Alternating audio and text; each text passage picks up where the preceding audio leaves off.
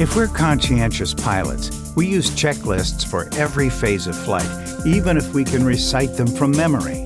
And for emergency procedures, we should be able to go through the steps almost automatically. The pilot of an Air Force F-4 Phantom had a braking issue on landing. They wouldn't work, and his brain didn't either. He forgot the memory items of the emergency procedure, and he was running out of runway. It's the case of the forgotten EP on this episode of The Reider Report.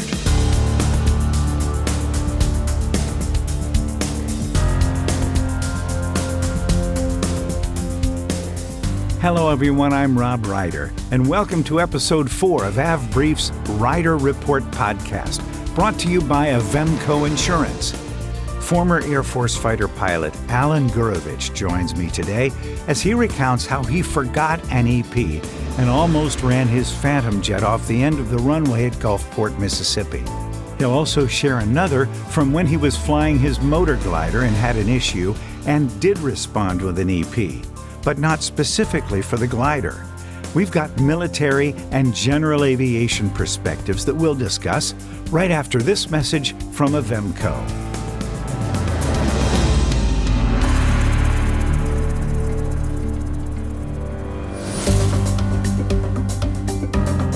Avemco Insurance Company has thousands of 5-star reviews on Trustpilot.com. Here's one from Henry K., who said, "For more than 18 years, Avemco has insured me and my aircraft. The cost has been very reasonable and service excellent. Completely satisfied. The only claim I ever had was handled quickly and to my complete satisfaction. Avemco is a first-rate insurer." Experience the advantage of going direct with Avemco Insurance Company. Call 800-353-9089 for a free quote or visit avemco.com/riderreport today. Don't forget to tell them the Reider Report sent you for 5% off your premium. Premium credits are subject to underwriting guidelines, including Avemco recognized training and memberships. Now, the Reider Report. My guest on the program today is Alan Gurevich, and Alan is a former Air Force pilot who has an interesting story about what happened to him when he was flying one of the most impressive jets ever in the history of aviation, the fabulous F-4 Phantom. Alan, welcome to the Reider Report. How are you? Thank you. Very nice to be here, and I'm doing well. You've actually got 2 stories today that you're going to share with us that come at problems with totally different reactions and responses, yet there were similarities in the lessons that you learned. One of them was in a McDonnell Douglas F-4 Phantom II, and the other was in a motor glider. But with respect to your aviation journey, Alan, before the Phantom, there were the Northrop T-38 Talon and the T-37 Tweet, but before those was where you grew up, near one of the incredible hotbeds of military aviation in New York. Tell us how flying all started for you. I grew up on Long Island, and I used to lie in my bedroom as a boy and listen to what was probably DC-7s, DC-6s flying out of Idlewild International Airport on their way to wherever. And I would hear these airplanes start to come in because they were DC-6s. They didn't climb very fast, and they'd fly right over my house. And I'd hear these engines, and I'd think, where are they going? I really would like to know where they're going. And that was when I was about 9 years old. And every step I took from then on was to get me into flying, and specifically into flying fighters. Wow. Now, that was the days of the radial engine before the jets took over, and there is nothing like the sound of round, is there? It wasn't. When you did start working on your mission to become a fighter pilot, where did you take your instruction? Did you do it there on Long Island at Republic or what? I was in Civil Air Patrol. Great. And at the time, the busiest general aviation airport in the country, Zons Airport, was where Civil Air Patrol had about 6 airplanes. They had a Ronca Champs, and they had a Taylorcraft, and they had a T-34, and they had an Avion. And as a cadet, I would go out there and fly as a cadet and got pretty proficient. And it was interesting. You talk about Republic because Zons was about a mile away from the Republic Airport, and we would see brand new F-105s on their first flights going around the pattern there. And that was always a real wower. The area of Long Island, for those who may not know it, is as important to aviation as any other city on the face of the earth. Yes. With the development with Seversky and Republic and Grumman, all of those huge manufacturers that made such a difference to our country. And where I grew up, there was the first sort of mall in the United States was called Green Acres, and it was built on the site of an old airport, which I didn't know until one day as a boy. I was walking around there and there was a hangar behind it. And I walked down to see what that hangar was, and it had Curtiss Wright on the hangar. It's where they used to be a Curtiss Wright airport right there. I had no idea. So I was very fortunate. There is such history there with the Cradle of Aviation Museum at Mitchell Field. Wow, what a heritage of aviation. And the area now where Grumman and Republic and Seversky were, it's now a big mall. Home Depot and all sorts of stuff there right next to Republic Airport. Fortunately, the American Air Power Museum there, which is sponsored by Cockpit USA, and the Kleiman family help support that and keep that running. We are so grateful to that bit of heritage that still remains. Well, and talking about Mitchell Field, there was also Roosevelt Field, which is where Lindbergh departed on his flight to Europe. And that was adjoining Mitchell, except that there was about a 3-foot difference. So you would go down about a 3-foot berm to get from one runway complex to the other. And I was a boy. Mitchell was a reserve base, and they had C-119s there. Flying boxcars. In Roosevelt was already a big shopping mall. Oh, but we used to drive to the mall, and that's probably where I really got my first interest, was seeing these C-119s and thinking, look at that. Again, radial engines, but you moved to jets. You got into the Air Force, and the T-37 was that jet that you and so many other cadets learned in. It had, as I recall, probably one of the most complex spin recovery procedures of any airplane. Am I correct about that? You are, and it's interesting because I was going to offer that to you as a second topic to talk about, because a few years ago in my motor glider, I went right back to that procedure. Well, we'll pick up on that story as well. But you wound up flying Phantoms, and you were in Vermont with the Green Mountain Boys. What a great unit that was and is. Certainly. Let's talk about what happened to you on the flight in the Phantom that your Reider Report story is about. Tell us about all of that. Set us up. When was it? What happened? So all the guard units go away somewhere for 2 weeks for their annual, whatever you want to call it, where they all get summer on camp. Duty. There you go. And usually you go away and you have your ORI, or Operational Readiness Inspection, while you were doing that. We went down to Gulfport, Mississippi, which was a guard base, and it was close enough to the bombing ranges at Eglin Air Force Base that's why we would go there, and we'd spend a week bombing. And Gulfport is, it's not much of a garden spot, so all you do is fly, and we had the whole squadron down there. And that's where I had this event that I've only recently really gotten over. Indeed. And in your initial email to me, you mentioned PTSD, which isn't normally equated with a training mission. Typically, it's equated to combat. So you're down there in Gulfport. We're up in a Phantom. You got your guy in the back, your gib in the back seat, fat, dumb, and happy. And what happened? I was a flight lead. I took a 4-ship to the range at Eglin, and we did dropped our bombs and did our practices. And then I came back. It's not a long flight back to Gulfport. And usually the way you fly fighters is you come up the initial, you fly straight down the runway. And when you get pretty much midfield or so, the flight lead, all the airplanes are stacked to one side in echelon, and then the flight lead breaks off in a 60-degree bank turn to go on to downwind to configure and land. And every wingman takes spacing behind that. So you end up on downwind with enough spacing that you can turn to final, land, and then the airplane in front of you rolls out and gives you space to land. In other words, when you come in the echelon formation, you as flight lead, if you're flying a left-hand pattern, everybody's off to your right. You pitch out, come off the throttle so you can get down to gear lowering speed, but how much separation between each aircraft is there before they follow you? How much time before the next guy pitches out? I think it's 5 seconds of an airplane. And that gives you sufficient room that you can all land behind each other with pretty much adequate spacing. You can have 2 or 3 airplanes on the runway. And out of, I don't know whether it was stupidity or out of interest or out of being a little bored, I decided I was going to do something different.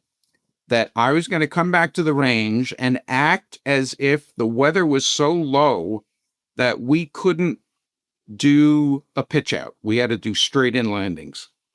And for some reason, we couldn't do normally if we did straight in landings. If the weather was bad, we do a formation. We do 2 airplanes at a time.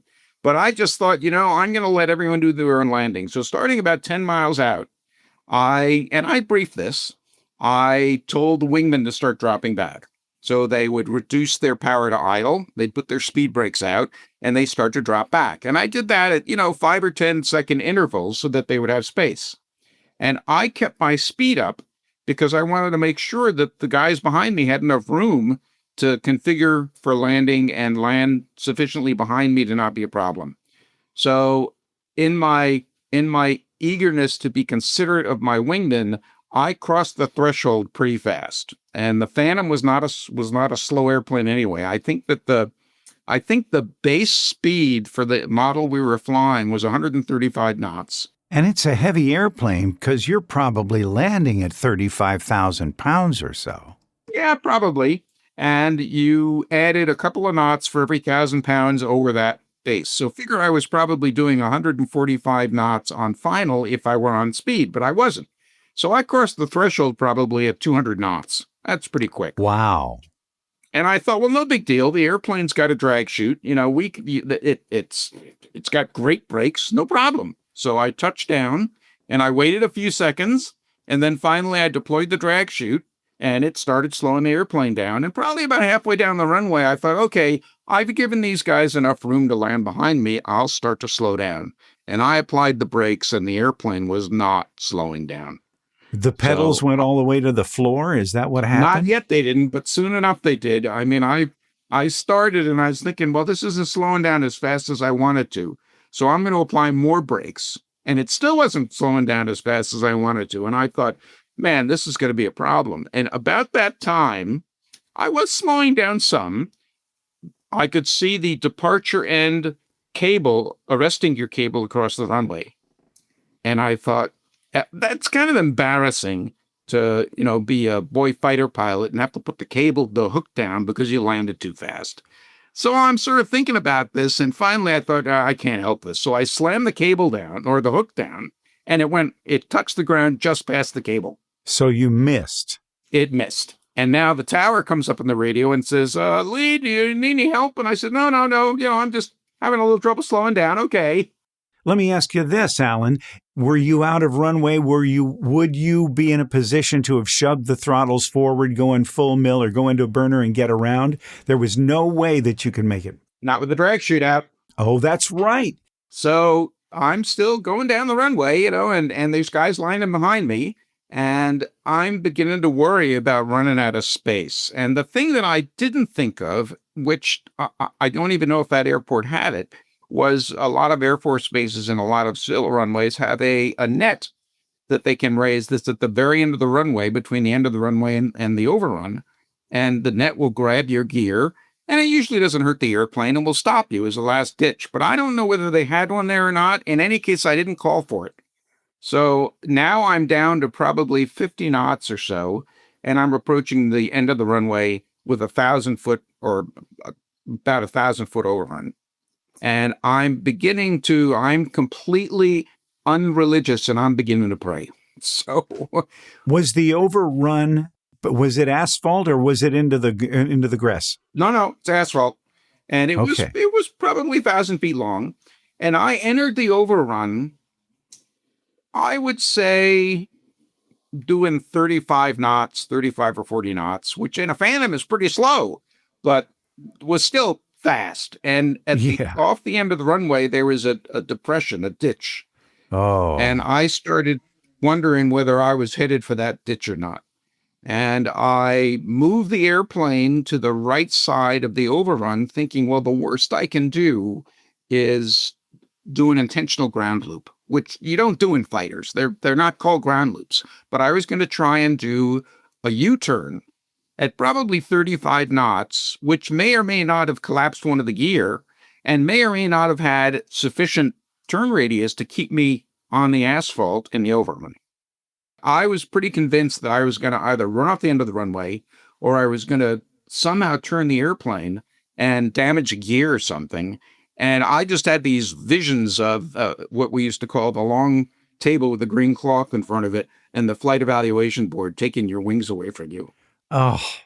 And about What did you say in your story to me? The wings flying, you had visions of the wings flying off your chest? Yep. And finally, about a third way of the way, maybe a half of the way into the overrun, all the way on the right-hand side now, my brain finally kicked into gear and said, by the way, you remembered that there was a write-up on this airplane that the anti-skid wasn't working, would release the brakes. And that is, in the F4, is an emergency procedure. You know, there's emergency procedures for engine failure, for a wing falling off, you know, for whatever the case may be. And these are memory items, just like any airplane with emergencies. And the one in the Phantom was anti-skid failure, paddle switch grip. There was a paddle switch on the stick of the F4 below the main grip that would cut off the autopilot and the anti-skid. And I squeezed that thing so hard that I'm surprised it didn't have my finger indentations in it. And sure enough, the airplane came to a screeching halt because at the last second, I remembered that there was a write-up about the anti-skid. So the brakes hadn't actually failed. Nope. The anti-skid part of the program disabled It them. had failed in a failure mode that was not to apply the brakes, but was to release the brakes. Wow. And we came to a pretty quick halt, and the tower, you know, again said, hey, you know, lead, you got any problem down there? I said, no, I'm fine. And now that I was slowed down, I turned around and taxied back onto the runway and then went back in and wrote the airplane up again for having anti-skid failure. And I told the guys in maintenance this time, I said, you know, this is the third time this has happened. If I see this airplane out on the line before you guys actually find out what's wrong, I'm going to kill you. Wow. Because two other guys had reported it, and I don't know what they done, but they said, well, we fixed it. It's working. And it wasn't. What did your guy in the back say? And what was his name? Do you remember him? That's the thing that is so astonishing is he was back there. I don't know whether he was daydreaming or taking a nap. He never, ever said a word, not one word. And it's interesting because, and he was a super guy. I really liked him. He was a really good backseater because he has to know all the emergency procedures just like I do. And I guess the problem with this whole scenario, not the problem, the reality is that this was a case in my book of expectation bias. I had screwed up. I had crossed the threshold at really high speed. I'd delayed putting the drag chute out a little bit. The airplane just had too much energy for the brakes to handle. That the airplane was going too fast to slow down, and the anti-skid was doing its job. It was preventing the brakes from seizing the wheels and causing flats, you know, blowing tires. But that only goes when you're doing 180 knots, you know, or you're on an icy runway. When you're down at 50 knots, you could step on the brakes and the tires aren't going to fail. Anti-skid isn't going to hurt you. So it was purely me being certain that I set this up and I was wrong.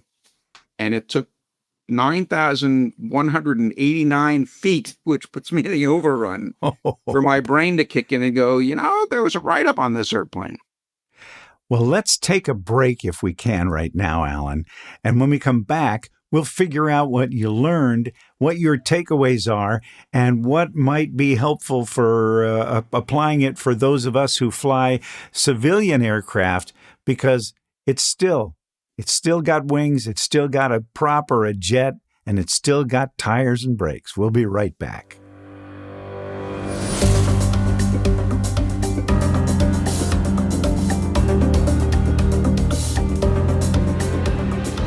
When you call a Vemco insurance company, you get real answers from real people.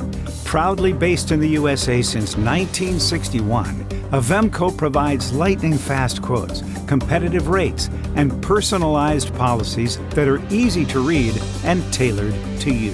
Start your aircraft insurance quote today at www.avemco.com/Reider Report, or by calling one of the Avemco aviation underwriters at 800-353-9089. Don't forget to tell them the Reider Report sent you for 5% off your premium.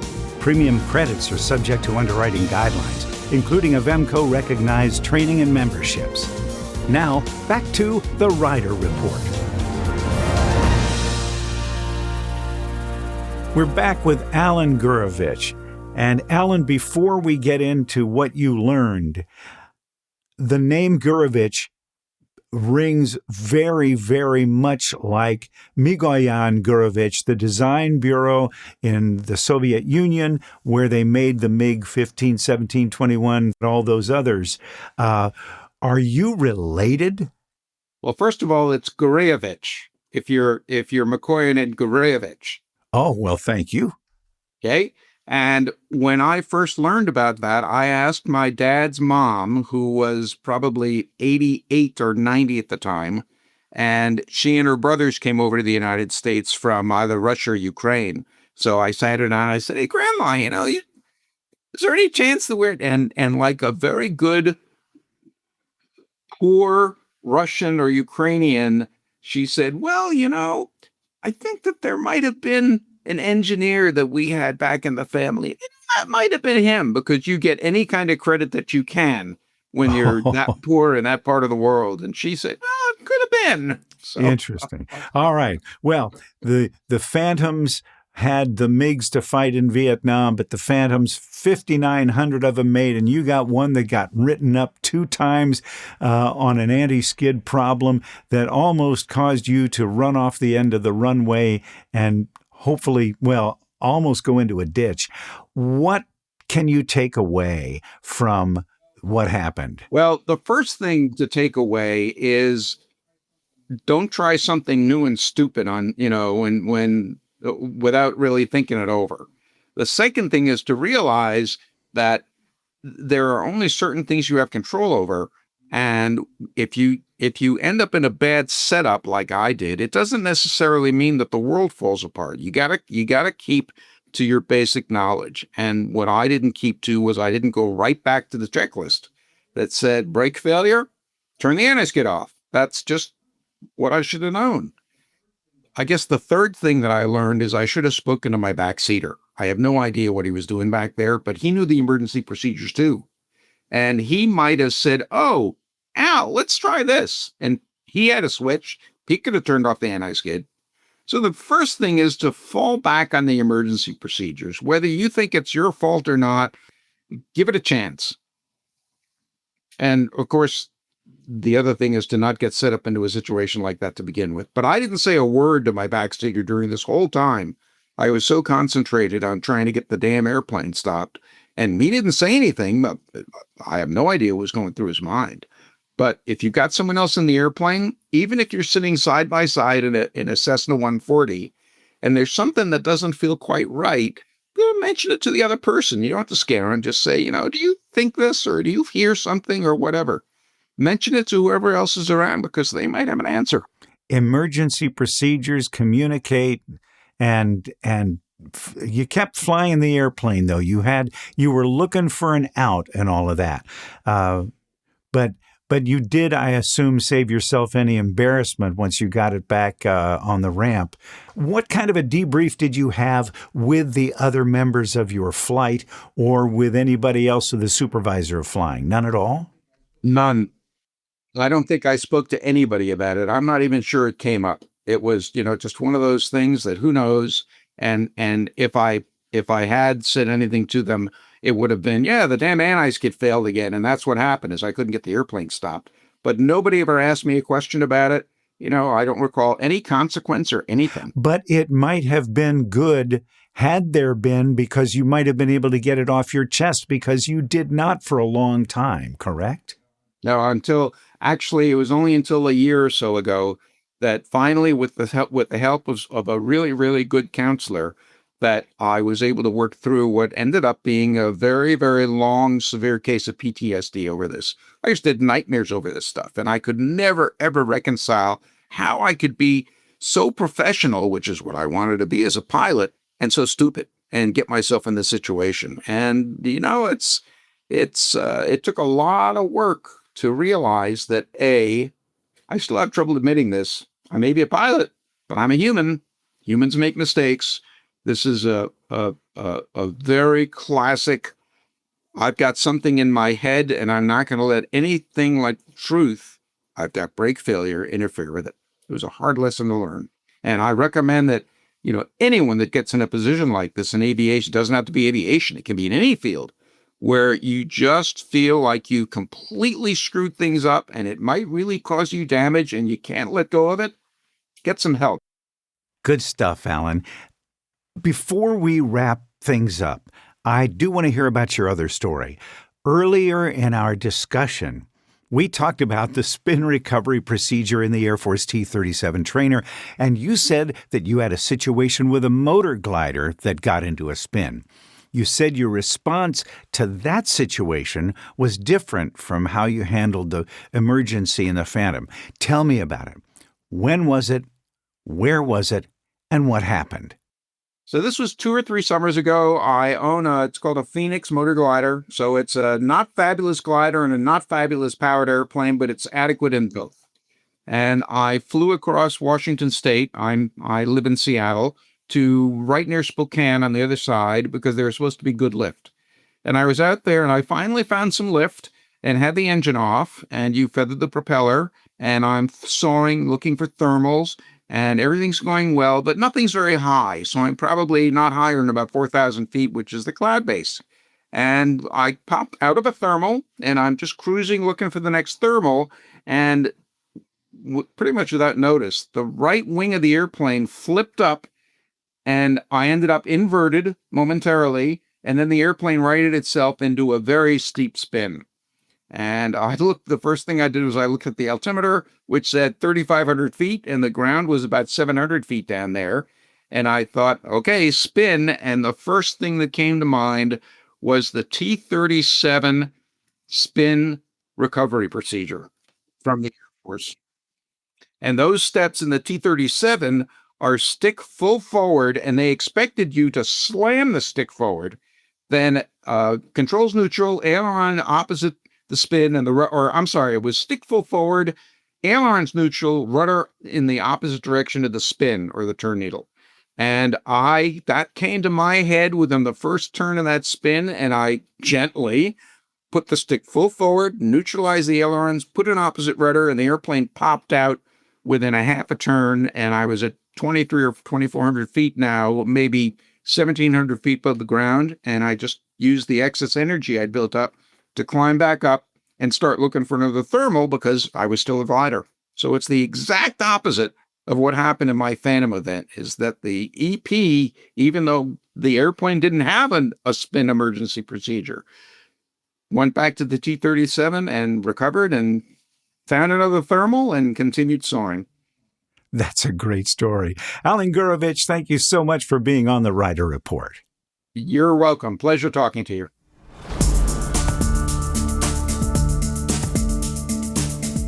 Thanks to all of you for listening. Please tell your friends that we've moved and that we really want them to join us for this new chapter in the same storytelling I've done for the last 5 years, even though the name has changed. We drop episodes every couple of weeks so you can hear the first-hand accounts of the flying lessons that sometimes only experience can teach. If you have a story that you'd like to share, here's my new email address, rob rob@avbrief.com. rob@avbrief.com. The Reider Report theme and commercial instrumental music for the podcast was written and performed by Rob Pottorff. For Avemco Aviation Insurance and avbrief.com, I'm Rob Reider. Catch you next time on The Reider Report.